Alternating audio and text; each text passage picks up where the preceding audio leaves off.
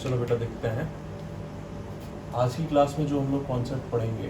आज के वीडियो में हम लोग जो कॉन्सेप्ट सीखेंगे वो है रेगुलर पॉलीगॉन के बारे में। रेगुलर पॉलीगॉन बहुत इंपॉर्टेंट है इन केस ऑफ जो लोग KVPY पे अपीयर करना चाहते हैं, जो लोग PRMO में अपीयर करना चाहते हैं, बहुत इंपॉर्टेंट है।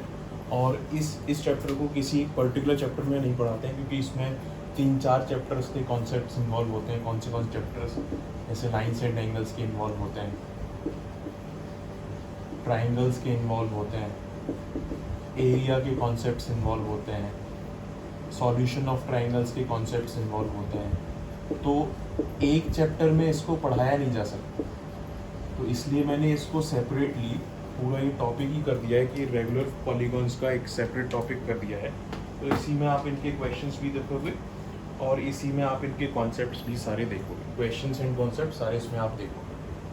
तो सबसे पहले तो ये समझ लेते हैं रेगुलर पॉलीगॉन क्या होते हैं, क्योंकि केवल हम पॉलीगॉन्स की बात कर रहे हैं तो पॉलीगॉन्स तक ही लिमिटेड रहेंगे।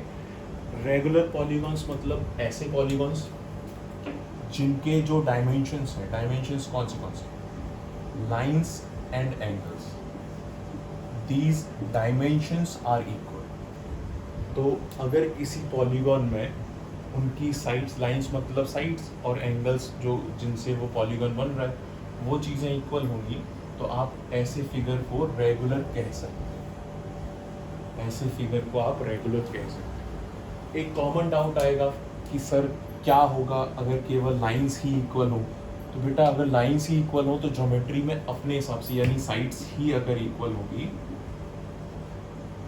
तो ज्योमेट्री में जरूरी नहीं है कि ओनली साइड्स के बेसिस पे, मैं ओनली साइड्स की बात कर रहा हूँ, ओनली साइड्स के बेसिस पे जरूरी नहीं है कि वो फिगर रेगुलर हो। नॉट नेसेसरीली रेगुलर, मैंने ये लिखा है, नॉट नेसेसरीली रेगुलर, जरूरी नहीं है कि वो फिगर रेगुलर हो। एक बढ़िया सा एग्जांपल होता है इसके लिए आपके पास रोम्बस।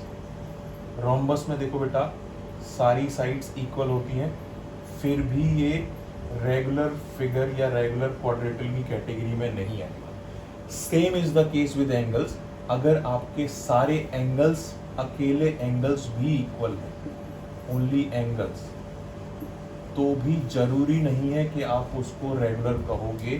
बढ़िया एग्जांपल है एक, जैसे हमने एक रेक्टेंगल ले लिया, चारों एंगल्स 90-90 के बने हैं, तो इस केस में इसको रेगुलर नहीं कहोगे। तो मैंने ये बोला कि आप साइड्स और एंगल दोनों को कंबाइन कर दोगे तो आपका फिगर बन जाएगा रेगुलर।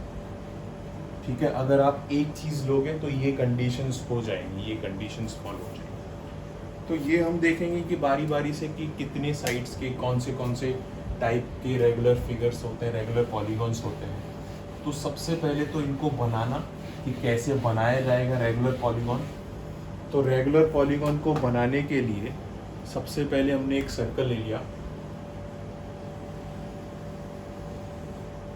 और इस सर्कल पे बराबर दूरी पे इक्वी डिस्टेंस पॉइंट्स को प्लेस करो। तो अगर इक्वी डिस्टेंस प्लेस करोगे, जैसे मान लो मैंने, सबसे छोटा पॉलीगॉन होता है ट्राइंगल, सबसे छोटा पॉलीगॉन होता है ट्राइंगल यानी क्लोज्ड फिगर। तो अगर हम इसमें रेगुलर ट्राइंगल बनाएं तो इस सर्कल पे बराबर दूरी पे 3 पॉइंट्स को प्लेस कर दें। तो बराबर दूरी पे जब ये 3 पॉइंट्स को प्लेस करोगे तो ये अपने आप आपका ट्राइंगल कंप्लीट हो जाएगा। कौन सा ट्राइंगल कंप्लीट हो जाएगा? इसको आप सब जानते हैं, इसको हम इक्विलेटरल ट्राइंगल कहते हैं। ये मैं बता रहा हूँ कि कैसे इनको कंस्ट्रक्ट किया जाता है, one of the way of construction. तो अगर आप इस पे बराबर दूरी पे 3 पॉइंट्स ले लोगे तो ये बन जाएगा ट्राइंगल। फिर इससे ज़्यादा अगर आपके पास वर्टाइसेस होंगे, सपोज आपके पास 4 वर्टाइसेस हैं, तो अगर आपके पास 4 वर्टाइसेस हैं तो इस पे बराबर दूरी पे 4 पॉइंट्स को ले लो। जब आप बराबर दूरी पे 4 पॉइंट्स को लेके कनेक्ट कर दोगे तो जो आपका रेगुलर फिगर बनेगा उसको आप बोलते हो स्क्वायर। फिर सिमिलरली आप 5 पॉइंट्स, 6 पॉइंट, 7 पॉइंट, 8 पॉइंट, कितने भी पॉइंट्स ले सकते हो। ऐसे करके आपका रेगुलर फिगर बनता जाता है। तो ये एक मेथड होता है कंस्ट्रक्शन का कि कैसे कंस्ट्रक्ट करते हैं, और सेम तरीका हम लोग थोड़ा थोड़ा यूज़ करेंगे बाकी के डायमेंशंस वगैरह निकालने में। तो सबसे पहले तो पूरे रेगुलर फिगर्स में हम लोग बात करेंगे कि कौन सी चीज़ें हम लोग निकाल सकते हैं। तो क्योंकि मैंने आपको बताया ही उस तरीके से है, एक सर्कल को पहले ड्रॉ किया और उस सर्कल पे पॉइंट्स को इक्वी डिस्टेंस पे रखा, जिनको हम वर्टाइसिस कहेंगे, वर्टाइसिस को इक्वी डिस्टेंस पे रखा। तो मान लो अपने पास कोई एक एन साइडेड पॉलीगॉन है। मैं इसको एक जनरलाइज तरीके से बता रहा हूँ, जनरलाइज करके बता रहा हूँ फॉर एन साइडेड पॉलीगॉन। फिर जब हम लोग जनरलाइज तरीके से पढ़ लेंगे इसको, तो फिर बाकी के जो भी 3 साइड, 4 साइड, 5 साइड, यानी एन की डिफरेंट वैल्यूज को प्लेस करते जाएंगे और हमारे पास डिफरेंट रेगुलर पॉलीगॉन्स आते जाएंगे। तो एन साइडेड है, इसका मतलब ये जो सर्कल है इस पे आप इक्वल डिस्टेंस पे एन पॉइंट्स को प्लेस करो, बराबर दूरी पे एन पॉइंट्स को प्लेस करो। तो एक तरीके से आपने इसकी सरकमफेरेंस को एन पॉइंट से बांट दिया। सरकमफेरेंस से एन पॉइंट से अगर आप बांटोगे तो ये एन पार्ट्स में बट जाएगा। तो जब उन एन पॉइंट्स को सेंटर से कनेक्ट करोगे, हम अगर उन एन पॉइंट्स को सेंटर से कनेक्ट करेंगे तो सेंटर पे क्या होगा, जो पूरा एंगल है, टोटल एंगल कितना होता है सेंटर पे? टोटल एंगल होगा इसका 360 डिग्री, या कह लो 2 पाई। तो जो आपका सेंटर पे टोटल एंगल 360 डिग्री या 2 पाई होगा, वो कितने पार्ट्स में बढ़ जाएगा? कितने पार्ट्स में बढ़ जाएगा? वो बढ़ जाएगा एन पार्ट्स में। ये कुछ समझ में आया? एन पार्ट्स में क्यों बटेगा? क्योंकि आपने पूरी सर्कमफेरेंस को इन एन पॉइंट से भर रखा है। और अगर आप 2 पॉइंट्स को कनेक्ट कर दोगे, कोई भी 2 पॉइंट्स को कनेक्ट कर दोगे इस तरीके से, इस तरीके से, इस तरीके से, तो सेंटर पे जो एंगल बनेगा वो टोटल सबका सम जो इसके ये जितना बनाएगा, जितना ये बनाएगा, जितना ये बनाएगा, तो सबका सम हो जाएगा 360 डिग्री या 2 पाई, वो आप जानते हैं। तो हमने इस 360 डिग्री या 2 पाई या कह लो सेंट्रल एंगल को एन पार्ट्स में डिवाइड किया। तो जब इसको एन पार्ट्स में डिवाइड किया तो एक के हिस्से में जो ये एंगल आने वाला है उसको हमने सेंट्रल एंगल कह दिया। वो आने वाला है 2 पाई बाई एन, या कह लो 360 डिग्री बाई एन। ये एक के हिस्से में इतना एंगल आने वाला है 2 पाई बाई एन, या कह लो 360 by n, 360 degree by n. जब सबको अगर आप जोड़ दोगे तो टोटल सम 360 डिग्री इसका हो जाएगा। अच्छा, ये तो हुआ आपका सेंट्रल एंगल। सेंट्रल एंगल को आप ये भी कह सकते हो, सेंट्रल एंगल को ये भी कह सकते हो angle subtended by any side at the centre. इसको आप ये भी कह सकते हो angle subtended by any side at the centre. Angle subtended by any side at the centre भी कह सकते हो इसको। तो ये एक चीज हुई, इस सेंटर पे कितना एंगल बनेगा।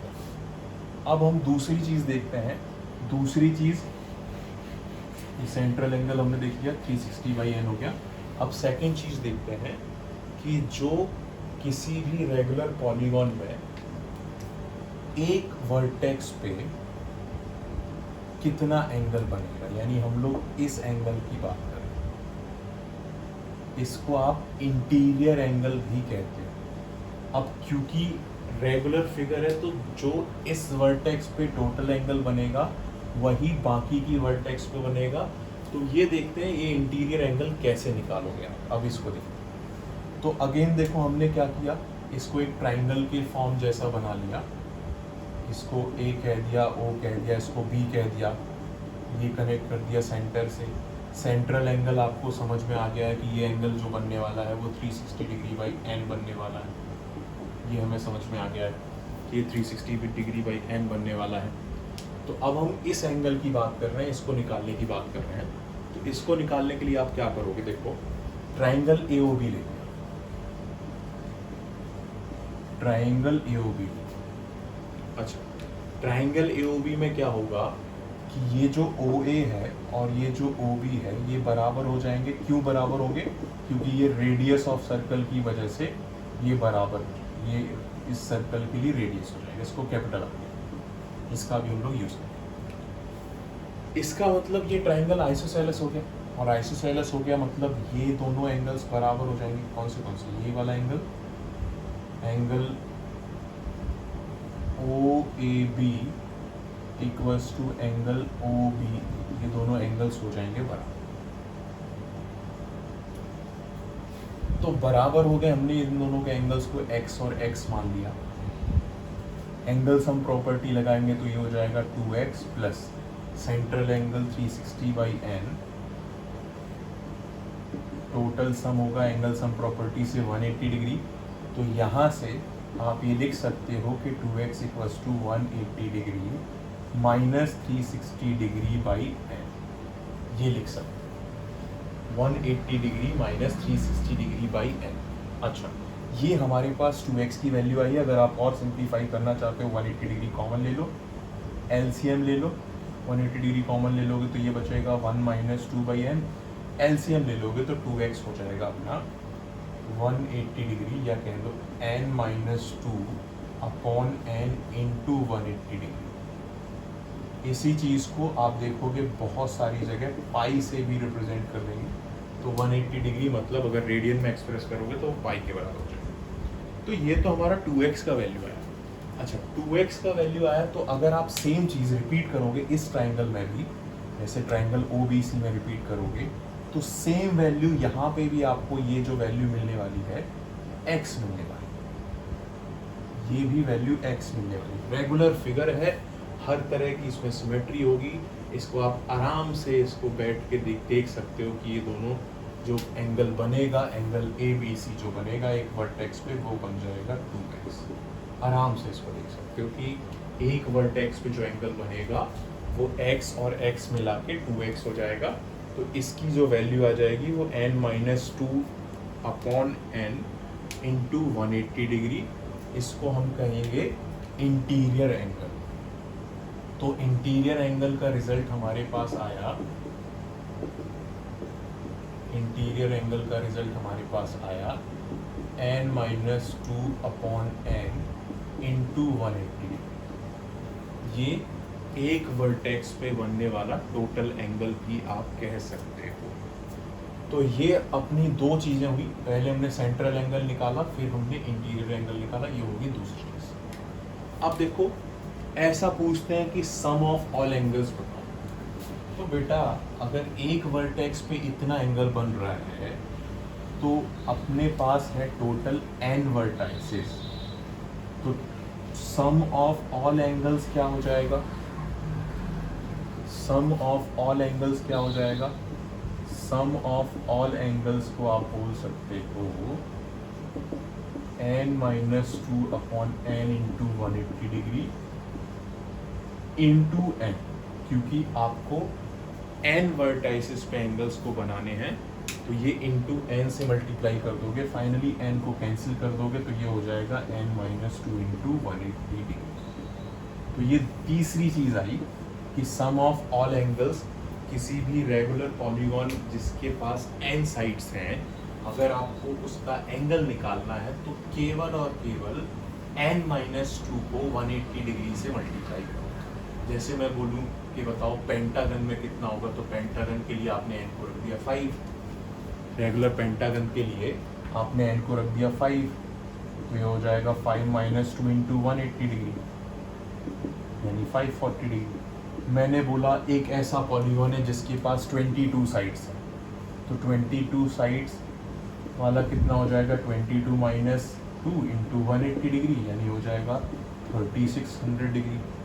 अब 22 वाले पॉलीगॉन को 22 गैंगॉन तो नहीं कहें, कुछ नाम होगा, इसका प्रॉपर नाम होगा, तो इसका एंगल सम हो जाएगा 3600 डिग्री।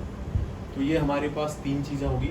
हमने सेंट्रल एंगल निकाल लिया, इंटीरियर एंगल निकाल लिया, हमने टोटल जो जितना एंगल बन रहा है वो निकाल लिया। अब आगे बढ़ते हैं। ये हमारे पास अभी तक जो था वो एंगल्स वाला पार्ट था। हम लोग प्रॉपर इसके क्वेश्चंस भी देखेंगे, इनके क्वेश्चंस भी डिस्कस करेंगे। सबसे पहले पूरी थियरी को हम लोग एक साथ कंप्लीट कर लेते हैं, इसके क्वेश्चंस भी हम लोग देखेंगे, क्या क्या चीज़ें इसमें इंपॉर्टेंट होती हैं। पहले इस पूरी थियरी को हम लोग कंप्लीट कर लेते हैं, फिर हम लोग इसके क्वेश्चंस भी अच्छे से देखेंगे, हर टाइप के क्वेश्चंस, इजी से लेके टफ तक।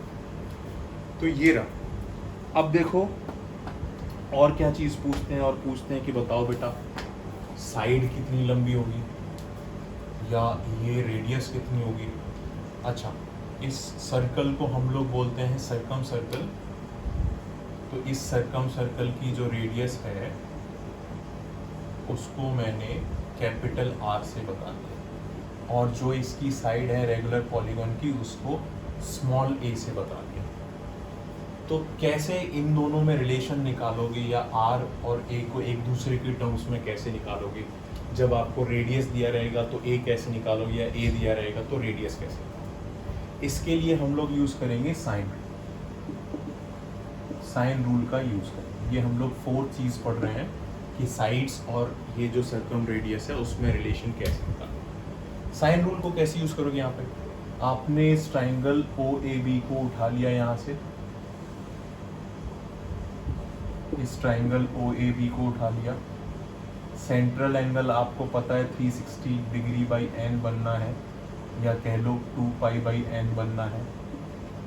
एक वर्टेक्स पे टोटल एंगल बनता है n-2/n इंटू पाई, तो उसका हाफ एंगल हो जाएगा, क्योंकि हम लोग केवल इस पार्ट को ले रहे हैं, तो ये एंगल हो जाएगा n-2/2n इंटू 180 डिग्री, या कह लो पाई।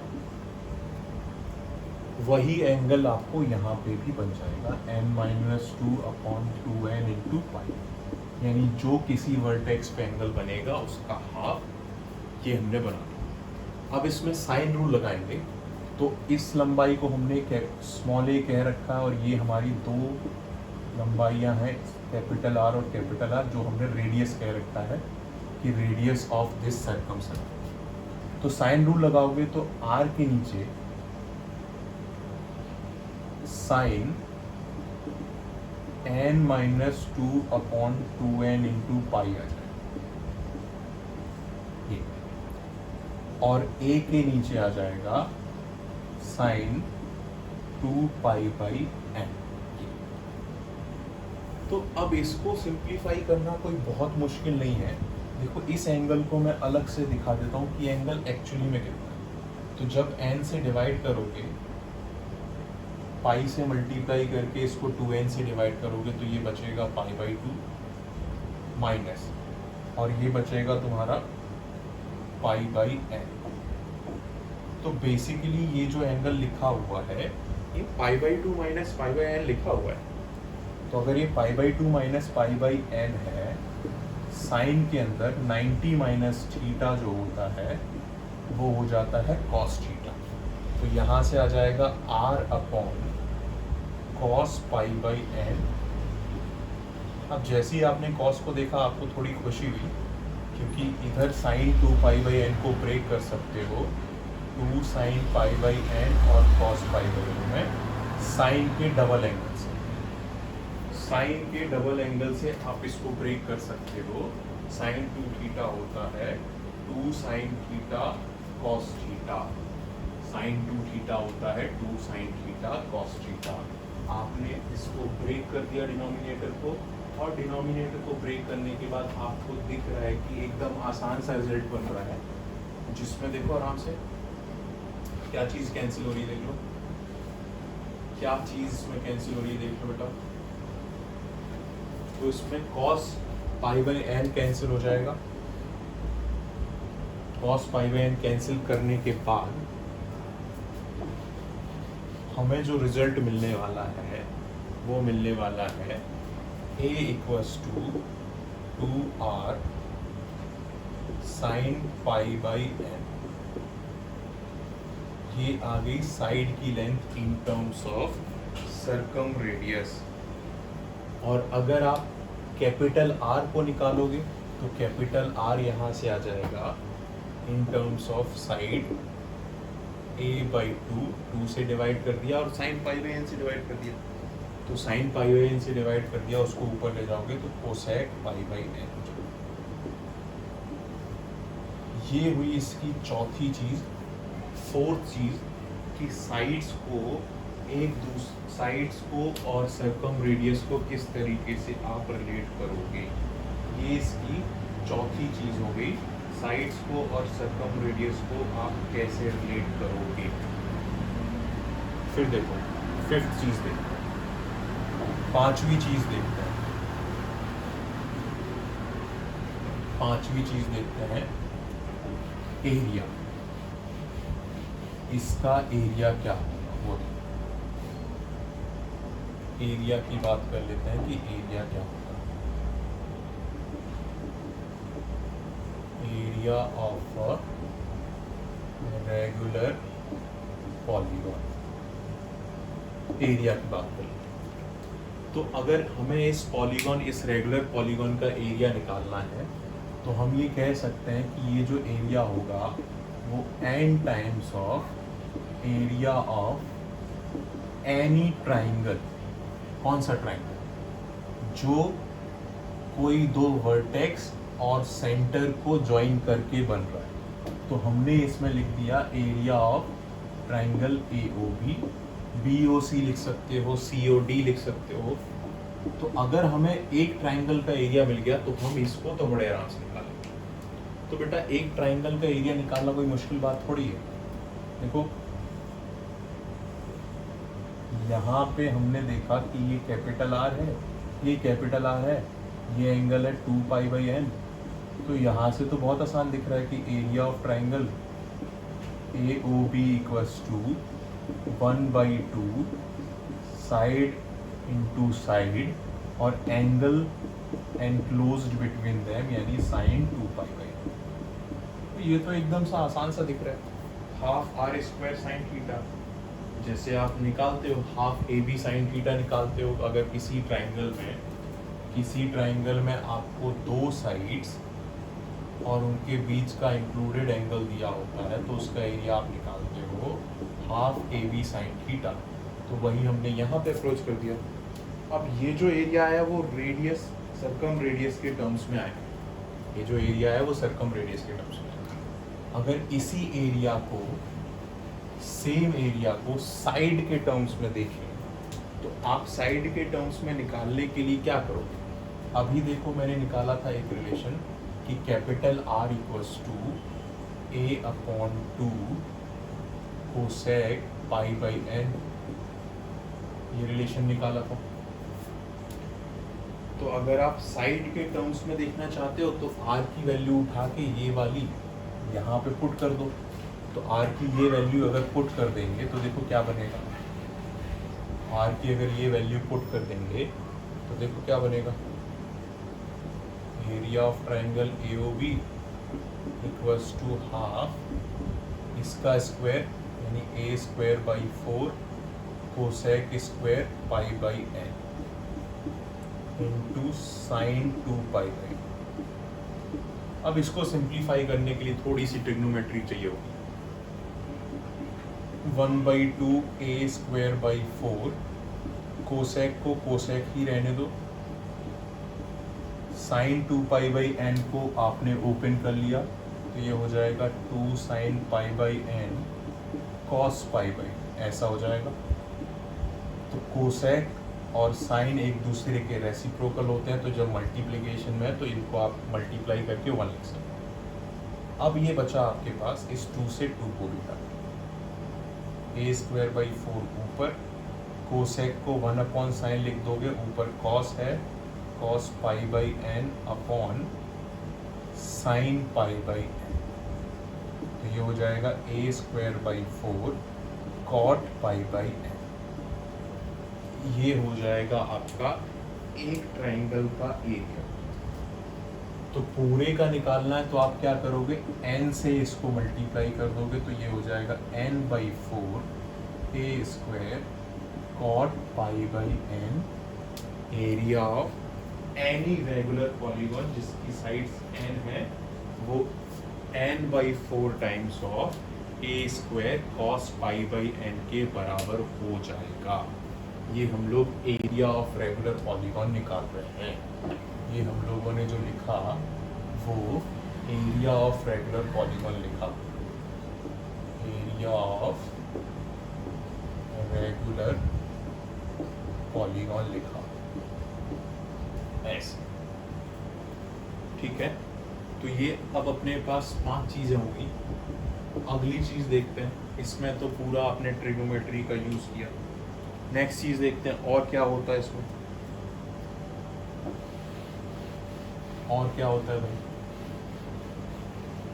और होता है एक इम्पॉर्टेंट टर्म इन रेडियस जिसको आप एपोथेम्बी बोलते हो।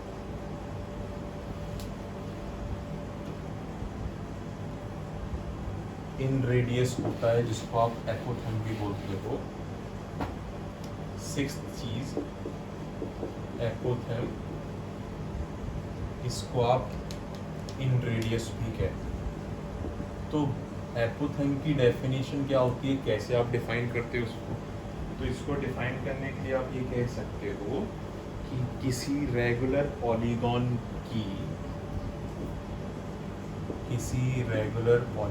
के लिए एक लाइन सेंटर से, from centre of a regular polygon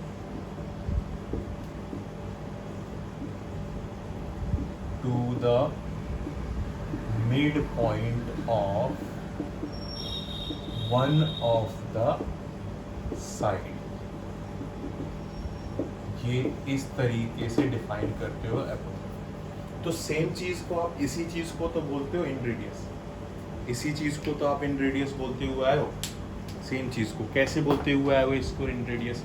देखो इन रेडियस कैसे बोलते हुए आए हो, देखो हमने क्या किया, एक सर्कल बनाया। ये रेगुलर फिगर्स की बात कर रहे हैं, रेगुलर फिगर्स के केस में बात कर रहे हैं कि रेगुलर फिगर्स के केस में इस इन रेडियस को एपोथेम बोलते हैं। तो मान लो आपके पास कोई भी एक रेगुलर पॉलीगॉन है, ठीक है, रेगुलर कोई पॉलीगॉन है जो ऐसे इनको टच करते हुए निकल रहा है, फिर फर्दर साइड्स बनेगी और इधर भी साइड्स बनेगी। तो इसका सेंटर, ये अगर बीच में इसके सेंटर को O मान लिया, क्योंकि रेगुलर फिगर है इसलिए जो सर्कम सर्कल का सेंटर होगा वही सेंटर होगा इन सर्कल, वही इन सर्कल का सेंटर होगा। तो यहाँ से एक परपेंडिकुलर ड्रॉप करी इस साइड जिसको हम A कहते हैं, इसको आप कहते हैं स्मॉल r एपिथेम।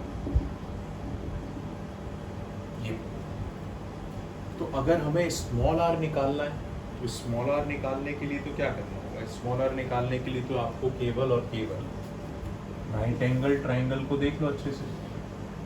अगर ये स्मॉल r निकालना है तो हमने क्या किया, ये